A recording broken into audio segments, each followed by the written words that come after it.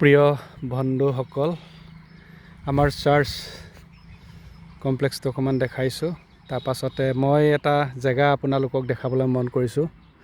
1963 পৰাই সেই জেগাটো আছে আৰু এতিয়ালৈকে ক'ত কি হৈছে, কিমান আছে, সেইটো অকণমান দেখাবলৈ মন কৰিলোঁ। হয়তো কিছুমানে ভাল পাব পাৰে, কিন্তু কিছুমানে বেয়া পাব পাৰে। আমাৰ খ্ৰীষ্টিয়ান পৰিয়ালবিলাক প্ৰায় সেইটো প্ৰত্যেকটো বছৰেই চাফ চিকুণ কৰি ধুনীয়াকৈ মুচি মেলি চফা তফা কৰা হয়। আৰু এইটোৱে আমি সেই যিসকলে ইয়াৰ পৰা গৈছে আৰু তেওঁলোকৰ থকা এটা জেগা, ইয়াতে তেওঁলোকৰ শৰীৰ ইয়াতে 1963 পৰাই তেওঁলোকক ইয়াতে ৰখা হৈছে। আৰু এদিন আপুনি আৰু ময়ো সেই পথৰে যাত্ৰী, সেই জেগাটো আমি এদিন আপুনিও আৰু ময়ো পাম। আৰু প্ৰায় আমাৰ খ্ৰীষ্টিয়ান পৰিয়ালবিলাক সেই জেগাটো প্ৰত্যেকটো বছৰে চাফ চিকুণ কৰি মুচি মেলি প্ৰত্যেকটো বছৰে সেইটো চাফ চিকুণ কৰা হয়। আপোনালোকে দেখি ভাল লাগিব, হয়তো কিছুমানে বেয়াও পাব পাৰে, তথাপিতো মই আপোনালোকক দেখাবলৈ মন কৰিলোঁ সেই জেগাডোখৰ। আপোনালোকে নিজে চাওক কিমানটো ইয়াতে আছে মৰিশালি, এইটো আপোনালোকে চাওক। 1 2 3 4 5 6 7 8 9 10 11 12 13 14 15 16 17 18 19 মই আপোনালোকৰ আগত 1963 পৰা কিমানজন হ'লে সেইটো অকণমান দেখাইছোঁ। 19 20 21 22 23 24 25 26 27 28 29 30 ইয়ালৈকে 30 জন হৈছে। 30 31 32 33 36 35 36 37 38 39 40 41 42 43 44 45 46 47 48 49 50 51 52 53 54 55 জন 1963 পৰা এতিয়া 55 জন হৈছেগৈ। আৰু মই এইটোৰ কাৰণে এইটো দেখাবলৈ মন কৰিলোঁ যে আপুনি আৰু মোৰ অৰিজিনেল যিটো আমাৰ যিটো শৰীৰ, সেই শৰীৰটো ইয়াতে থাকি যাব, কিন্তু ঈশ্বৰে দিয়া আত্মা তেওঁলোক উলটি যাব। মানে সেইকাৰণে সেই আত্মাটো ঈশ্বৰৰ ওচৰত যাবৰ কাৰণে এই পৃথিৱীতে আমাৰ কিছু কাম কৰিবলগীয়া থাকে।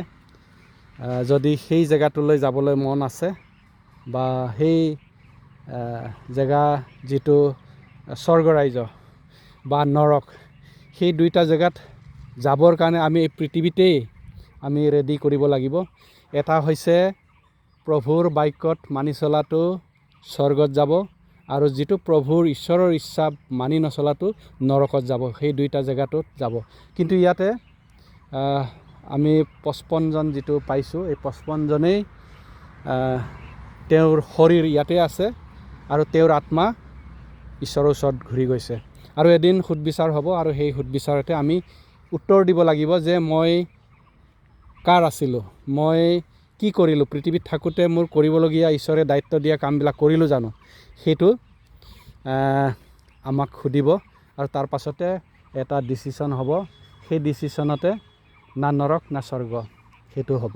গতিকে প্ৰিয়সকল, আমি যিমান টকা পইচা ধন সম্পত্তি ঘটিও যদি আমি সেই জেগাটো যদি যাব নোৱাৰোঁ, তেতিয়াহ'লে আমাৰ সকলোবিলাক অসাৰ। গতিকে আমি এই পৃথিৱীত থকা সময়তে আমাৰ কিছুমান কৰণীয় আছে। সেই কৰণীয়বিলাক কৰি যদি আমি ঈশ্বৰৰ ওচৰত সেই উত্তৰটো দিব পৰা আমি নিজকে যুগুত কৰি লওঁ যে প্ৰভু মই আছোঁ, প্ৰভু মই এইটো কাম কৰি আহিছোঁ, এনেকুৱা ধৰণৰ যদি আমি কৰিছোঁ, তেতিয়াহ'লে নিশ্চয় প্ৰভুৱে আমাক তাৰ মানে পুৰস্কাৰ নিশ্চয় দিব। গতিকে প্ৰিয়সকল, আমি চেষ্টা কৰোঁ এই পৃথিৱীত থাকোঁতে যাতে যেন সেই জেগাটো আমি পাব পৰা। কাৰণ ঈশ্বৰে বনাইছে এনেকুৱা, আত্মাটো শেষ হোৱাকৈ আপোনাক আৰু মোক বনোৱা নাই। আত্মাটো এটা সময়ত সুদবিচাৰৰ পাছত মানে সেই সকলো উত্তৰ দিব লাগিব। গতিকে